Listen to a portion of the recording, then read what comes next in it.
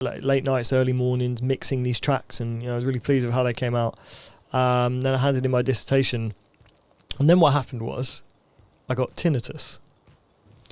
I don't know if you know what tinnitus is. Tinnitus or tinnitus? Tinnitus, same thing. Yeah. What is it? So ringing in your ears. Oh shit. What it is officially, the official definition is basically it's an auditory experience, but without any external stimulus. Mm-hmm. So there's nothing making it any sound, but you're hearing sound.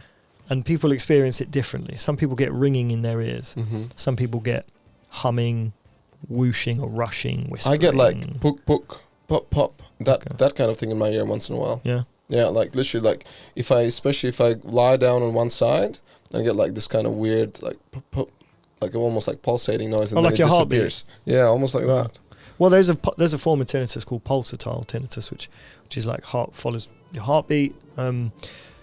So that is basically what happened was I started to get bouts of tinnitus. Mm-hmm. So what would happen is I would hear ringing in my really high-pitched whistling, and it was really alarming and it was really loud to my ears. Wow. It came out of nowhere, it felt like. And so all of a sudden I was dealing with something affecting my ears.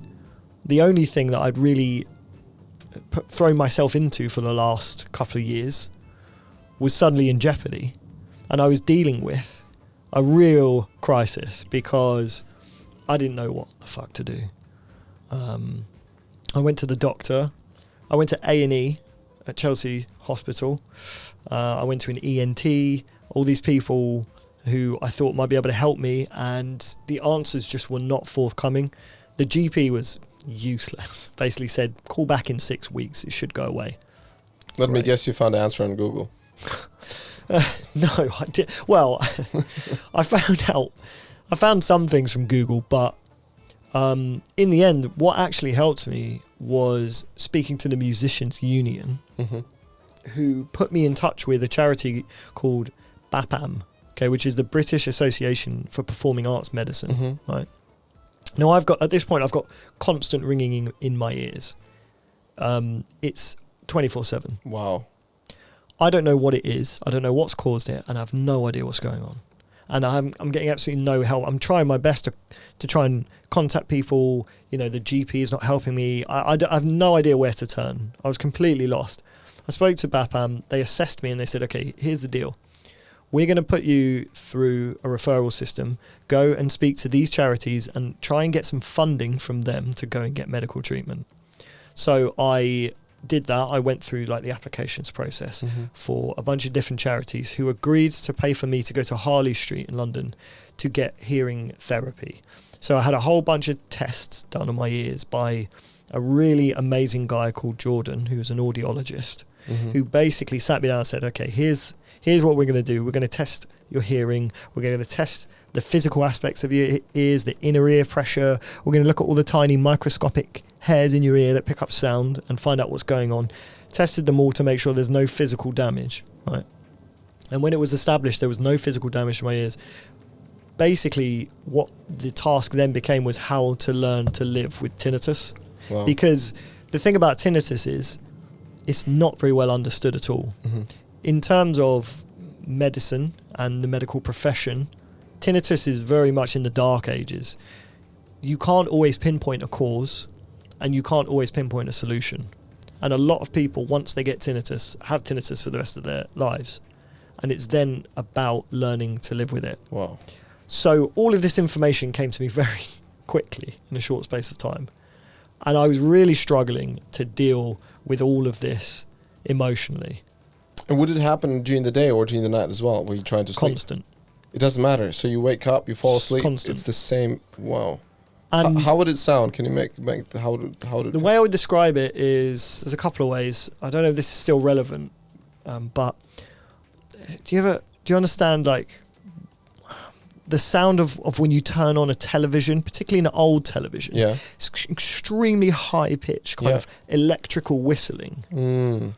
It's kind of like that. Or you might understand this if you get hit in the head, because you look like you've been hit in the head a lot. If you get hit in the head, Thanks.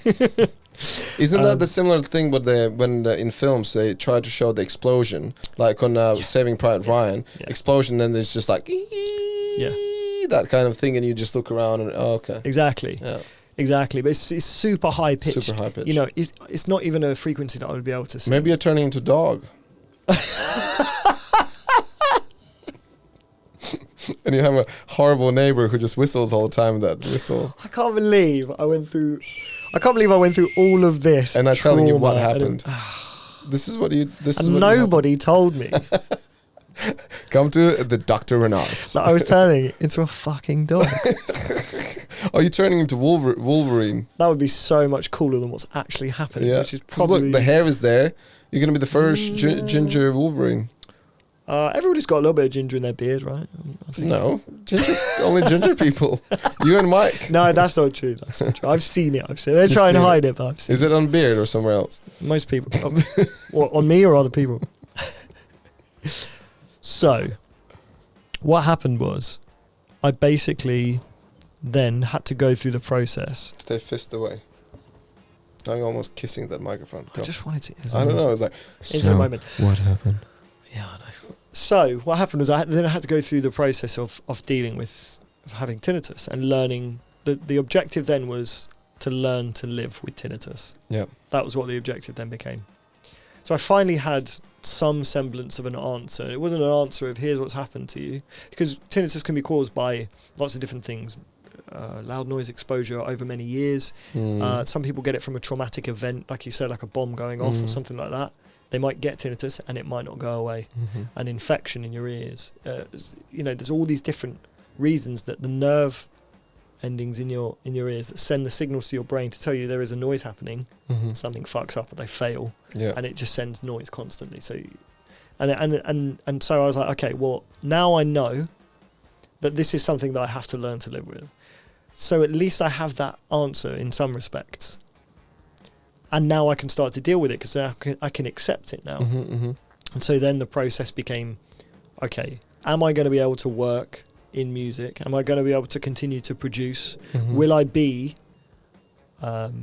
able to do my job if I have tinnitus? And that's what it became.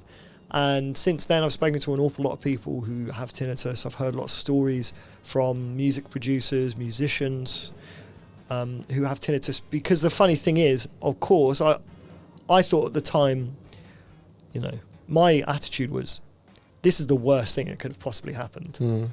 Of all of of my bodily faculties that could have failed, why did it have to be my ears?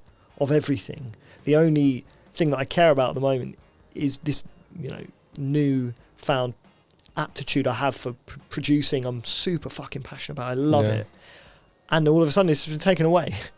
And so, I was dealing with that on an emotional level of trying to accept the fact that I would have to do that. And I finally was able to start to work with this audiologist and start to understand that that's what I had to do.